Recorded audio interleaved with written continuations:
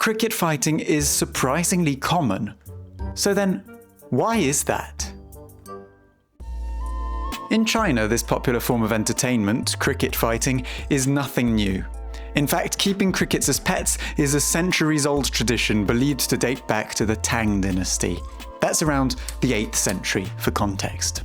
From there, the practice of getting crickets to fight each other only grew in popularity, and by the 13th century its appeal had flourished, spreading to all levels of society regardless of class or background. There were even some handbooks and how-to guides being passed around, sharing tips on how to best pick and train your crickets to win. But then, in 1966, there came Mao Zedong. The chairman of the Central Committee of the Chinese Communist Party, Zedong launched China's Cultural Revolution. Supposedly, the aim of this revolution was to preserve Chinese communism. They did this by getting rid of capitalist traditional elements of Chinese society. So, from 1966 to 1976, which is the year of Mao Zedong's death, cricket fights, along with many other things, were banned. Today, cricket fighting has returned though, and it's notably popular among the younger generations who embrace and aim to preserve Chinese pastimes.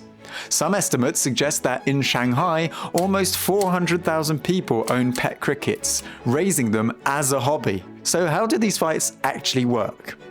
Well, the concept is simple.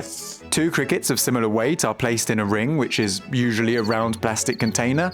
Before the fight begins, the owner of the cricket uses a rabbit hairbrush or a tool akin to chopsticks to aggravate it and make sure it will fight. The hobby is such a popular one that many cities even have a cricket trade, where you can buy the insects from between $1 and $10 each, with some people even spending over $1,000 on a single cricket.